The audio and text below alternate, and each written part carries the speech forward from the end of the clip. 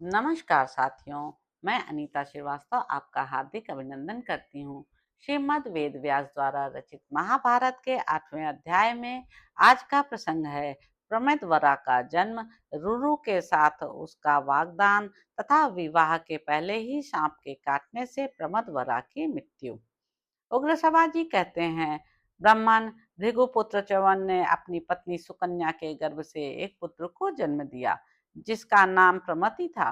महात्मा प्रमति बड़े तेजस्वी थे। फिर प्रमति ने धृताची अप्सरा से रुरु नामक पुत्र उत्पन्न किया तथा रुरु के द्वारा प्रमदवरा के गर्भ से शौनक का जन्म हुआ। महाभाग शौनक जी, आप शौनक के ही पुत्र होने के कारण शौनक कहलाते हैं। शौनक महान सत्वगुण से संपन्न तथा संपूर्ण भृगुवंश का आनंद बढ़ाने वाले थे। वे जन्म लेते ही तीव्र तपस्या में संलग्न हो गए। इससे उनका अविचल सब ओर फैल गया।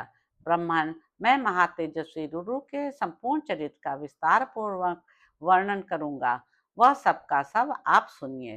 पूर्व काल में स्थूल केश नाम से विख्यात एक तप और विद्या से संपन्न महर्षि थे, जो समस्त प्राणियों के हित में लगे रहते थे। विप्र से इन्हीं महर्षि के समय की बात है। गंधर्वराज विश्वावसु ने मेनका के गर्भ से एक संतान उत्पन्न की।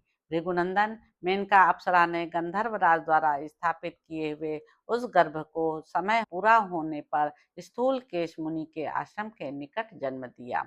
ब्राह्मण, निर्दय और निर्लज्ज मेनका अप्सरा उस नवजात गर्भ को वहीं नदी के तट पर छोड़कर चली गई। तदंतर तेजस्वी महर्षि स्थूलकेश ने एकांत स्थान में त्यागी हुई उस बंधुहीन कन्या को देखा, जो देवताओं की बालिका के समान दिव्य शोभा से प्रकाशित हो रही थी।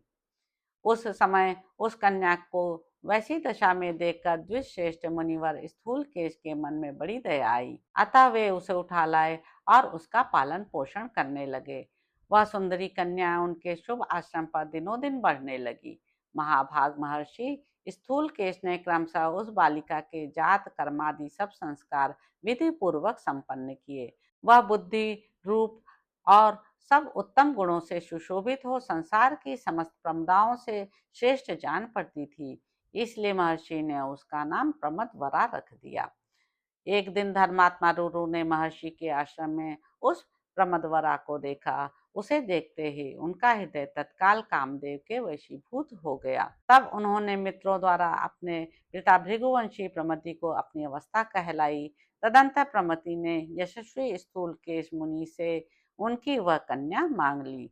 तब पिता ने अपनी कन्या प्रमदवरा का रुरु के लिए वाग्दान कर दिया और आगामी उत्तर फागुनी नक्षत्र में विवाह का मुहूर्त निश्चित किया।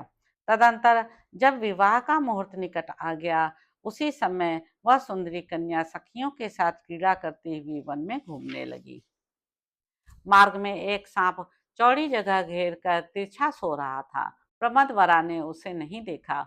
वह काल से प्रेरित होकर मरना चाहती थी, इसलिए सर्प को पैर से कुचलती हुई आगे निकल गई। उस समय काल धर्म से प्रेरित हुए उस सर्प ने उस असावधान कन्या के अंग में बड़े जोर से अपने विष भरे दांत गड़ा दिए।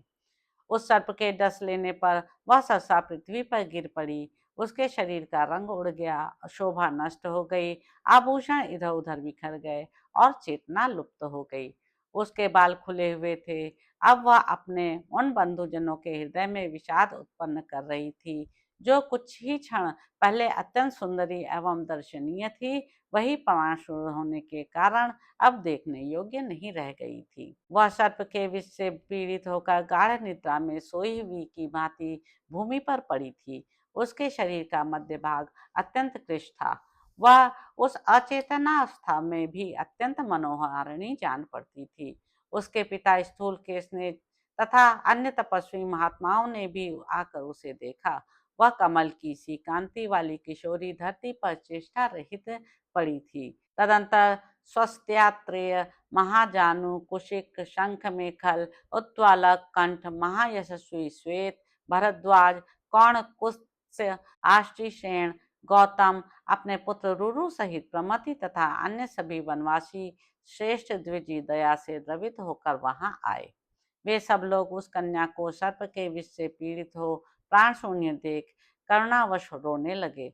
रुरु तो अत्यंत आर्त होकर वहां से चला गया और शेष सभी द्विज उस समय वहीं बैठे। तो इस प्रकार साथियों, पौलोम पर्व में प्रमदवरा के सर्प दंशन से संबंध रखने वाला 8वां अध्याय पूरा हुआ। इसके अगले अंक में आप जानेंगे कि रुरु की आधी आयु से प्रमदवरा का जीवित होना, रुरु के साथ उसका विवाह, रुरु का सर्पों को मारने का निश्चय तथा रुरु डुडुम्भु संवाद। तो अब आपसे अगले अंक में मुलाकात होगी। मेरे YouTube चैनल संवाद विद अनीता को लाइक करें, शेयर करें, सब्सक्राइब करें। धन्यवाद साथियों।